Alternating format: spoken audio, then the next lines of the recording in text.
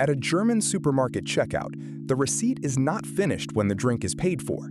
A second number appears beside the bottle, 25 cents. Not a levy dressed as virtue, a legally created claim that will survive the liquid. The customer walks out carrying both a beverage and a small portable instrument made of plastic or metal. Hours later, the bottle is empty.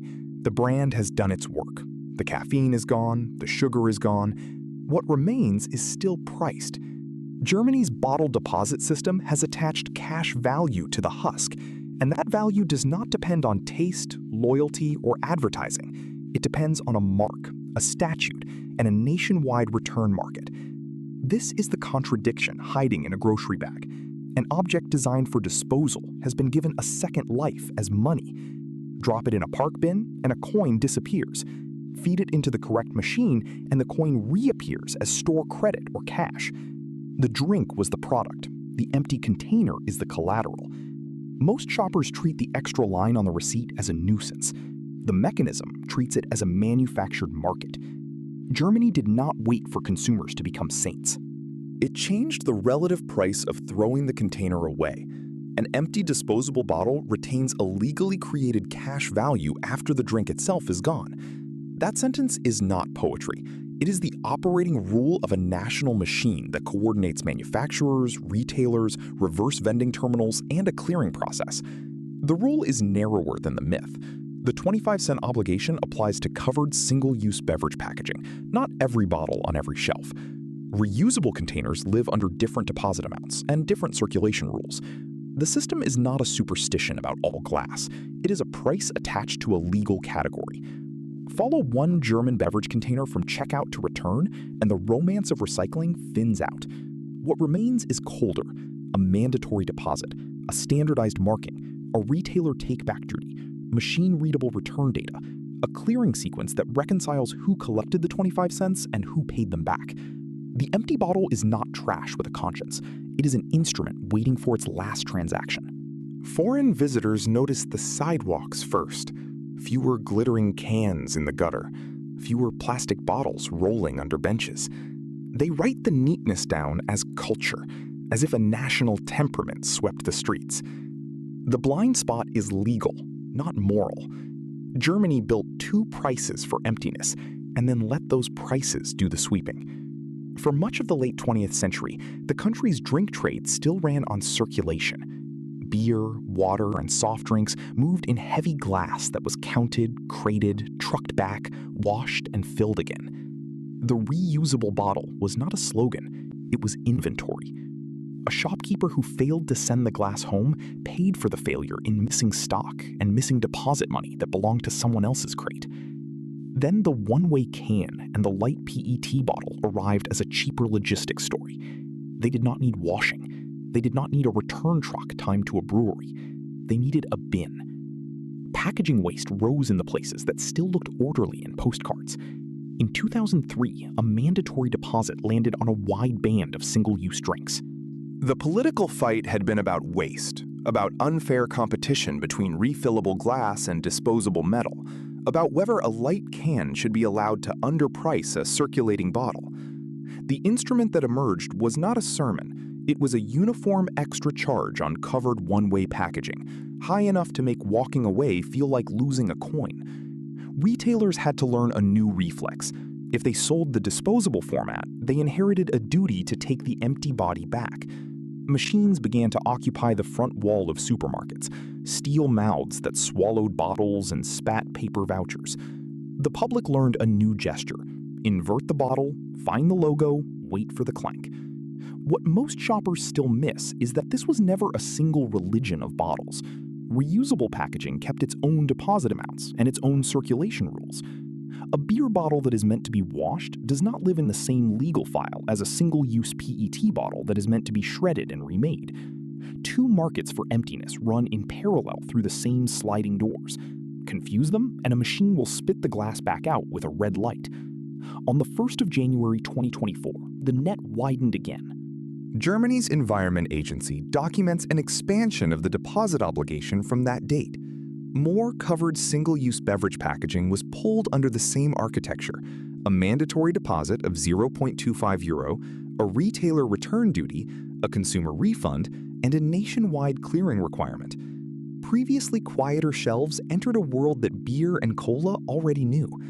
The expansion is not a vibe, it is a dated legal widening of the set of objects that carry the claim. The historical mistake is to read the 2024 date as the birth of the idea. The idea is older. The 2024 line is a border adjustment. Each time the catalog of covered packaging grows, another product loses the privilege of becoming ordinary trash at zero extra price. Manufacturers who had treated a bottle as a one-way advertisement had to register it, mark it, and join the return chain or stop selling that format into the covered market. Stand in 2003 and the shock is the can that suddenly cannot be abandoned cheaply.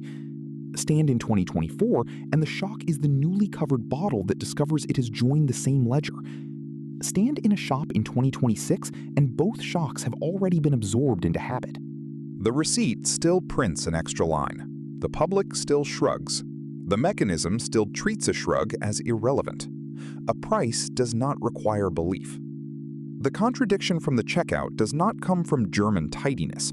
It comes from a statute that will not let certain empty containers fall to a price of zero. Once the legal category exists, the rest of the industry has to build pipes around it. Marks, machines, take-back desks, and a clearinghouse that can tell which shop paid out money it never collected at its own till.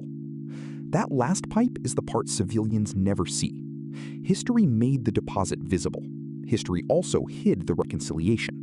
The first character is not a founder with a myth. It is Deutsches Pfandsystem GmbH, the operator of the one-way deposit process. The DPG does not brew, bottle, or advertise a flavor. It publishes the rails.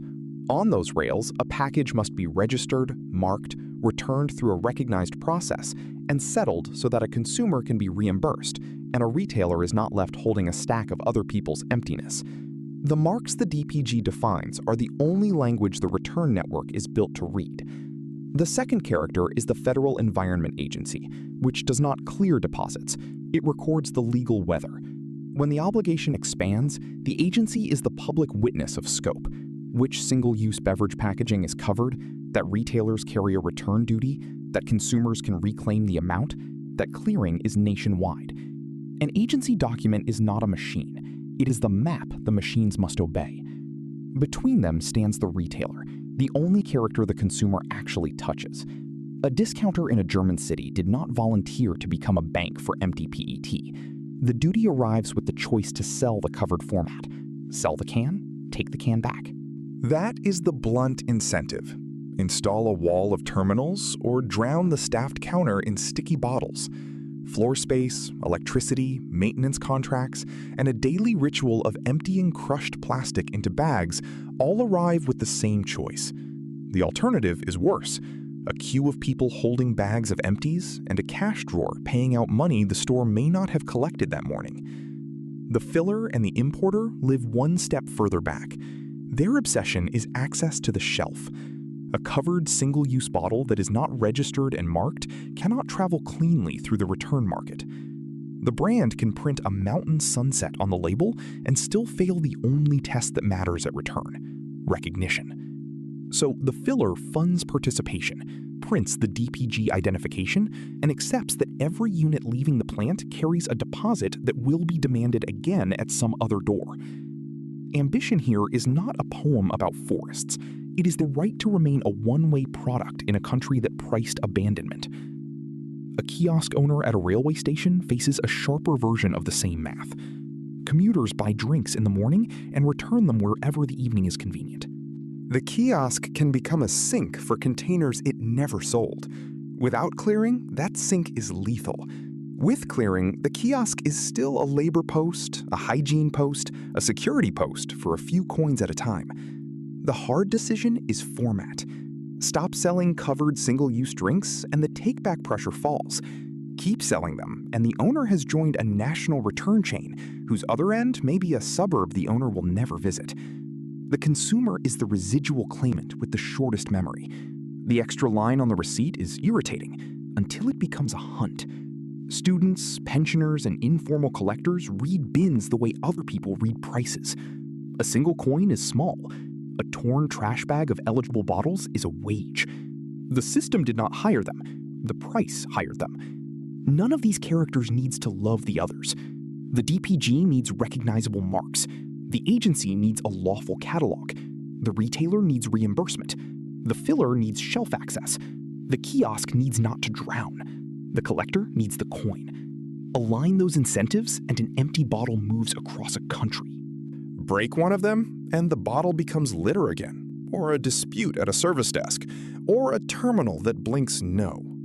A covered one-way PET bottle of cola leaves a Berlin supermarket in late afternoon. The till has already printed its public line. The private work is on the shoulder of the bottle, a DPG mark sitting beside the barcode, a registered sign that this body belongs to the one-way path and not to the wash and fill path.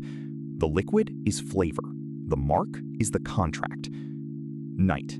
The bottle stands empty on a kitchen counter in Neukölln. It goes into a tote with 3 aluminum cans and a water bottle bought at a petrol station beyond the German border. The tote is already a legal argument in plastic. The next afternoon, the tote enters a different chain, a discounter that never sold this cola. The aperture opens. Rollers grip the cylinder. A scanner hunts for registered identification. Geometry is measured. A security feature is tested against fraud. The cola is accepted. The cans are accepted. The foreign water is shoved back into the hand with a short electronic bark. Eligibility is a match against a file. The accepted PET is crushed. Air leaves. Storage space is born. A paper voucher unspools. 25 cents for the cola, 25 for each eligible can. A total small enough to look like nothing and exact enough to be money.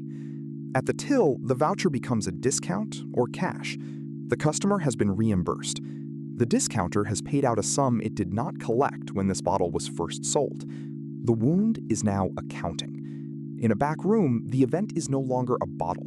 It is a row. Article number, store number, timestamp, count.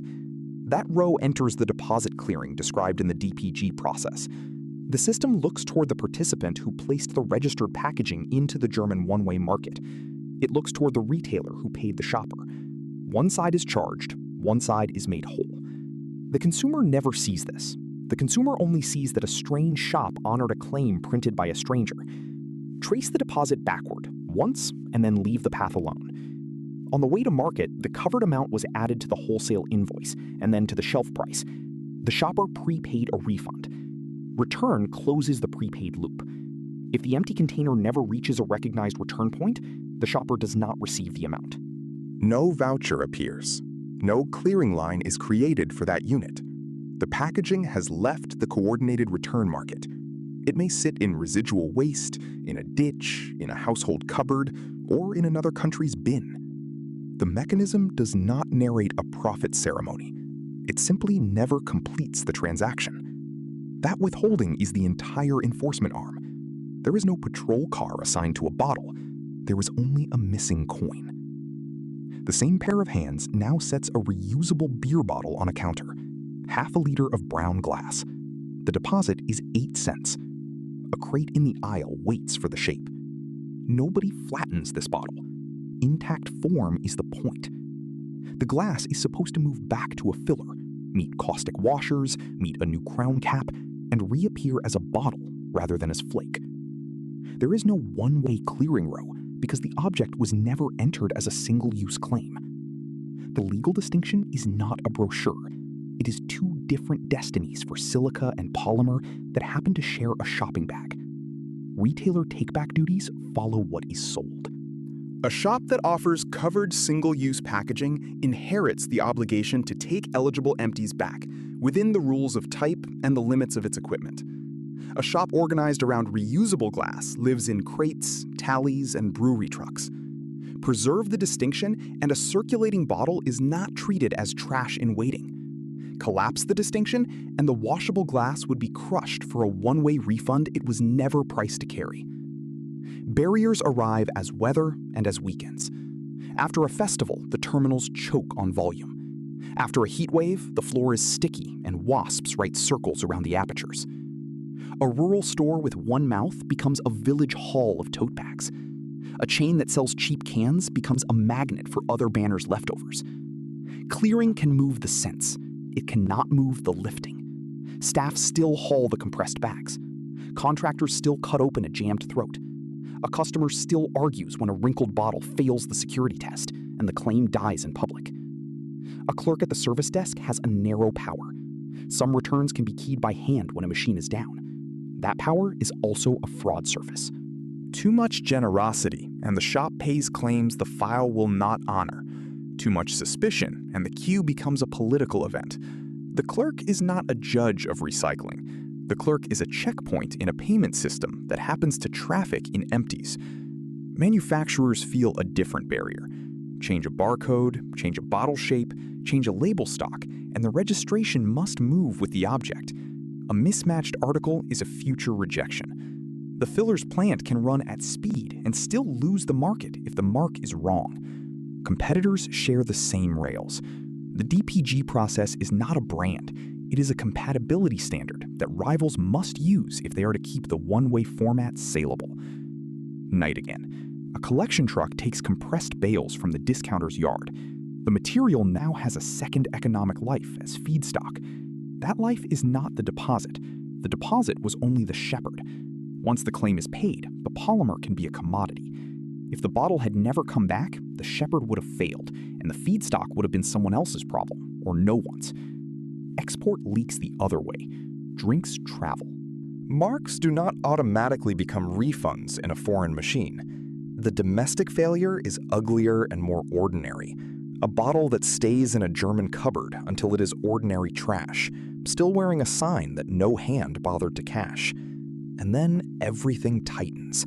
A bottle without a valid mark is packaging. A bottle with a valid mark is a claim.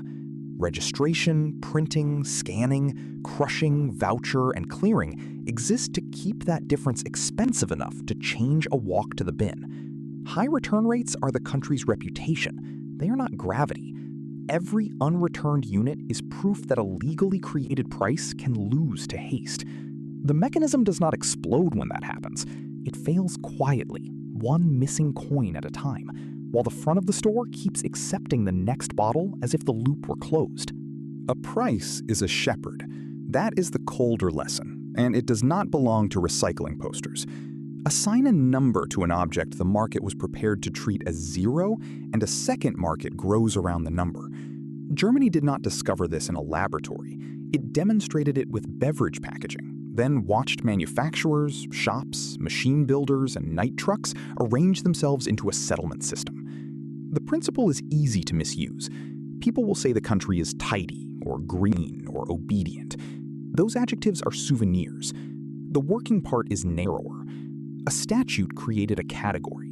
The category carried a claim. The claim had to be identifiable, transferable, and extinguishable. Identification became a mark. Transfer became take-back. Extinguishment became a voucher and a clearing entry. Once those three functions exist, morality is optional. A hurried person still responds to a missing coin. This is why the distinction between single-use and reusable packaging is not a footnote for lawyers. It is a reminder that a price is only as sane as the category beneath it. Price the washable bottle as if it were trash, and you will crush inventory. Price the one-way can as if it were a guest at a brewery, and you will invent a fake circulation. The economic mechanism is only a protagonist when the legal object is drawn with a sharp pencil. There is an aftertaste. The same society that can mint a claim on a bottle still lets other discards fall to zero.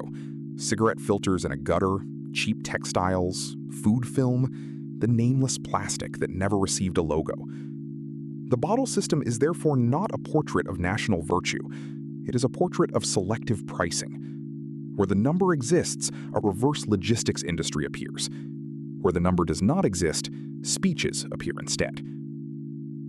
Stand in a supermarket after closing. Fluorescent light sits on a wet floor. A technician wheels a bin of compressed bodies toward a dock. The drinks are long gone. What remains is a processed claim, already settled or about to be. This is not a cathedral of nature. It is a back room in which emptiness has been given a ledger line. Competitors who spent the afternoon undercutting each other on cola still share the same settlement rails after dark. That fact should end any romance about brands saving the earth. The rails are infrastructure. The brands are tenants. The customer is a temporary bearer of a token. When the token is cashed, the customer is free of the object, and the object is free to become material. A residue remains for anyone who cares about incentives. If a modest statutory amount can recruit unpaid collectors, push discounters to build steel walls, and make a railway kiosk into a clearing endpoint, then litter is not only a failure of character. Litter is often a failure to put a number on an object. The opposite error is also live. Put a number on the wrong category, and you will buy the destruction of things that should have circulated. The subject is not a nation. It is the moment a rule makes an irrational-looking behavior rational. Carrying empty bottles on a bus looks fussy until the coins are counted. Taking back a rival's cans looks generous until reimbursement arrives. Printing a mark looks like decoration until a machine treats its absence as death. The loop hums even when a single bottle lies in a hedge, still wearing a mark that no longer has a hand to carry it home. If emptiness can be priced so precisely that a nation builds a return market around it, which other discarded objects remain worthless only because no statute has written their number?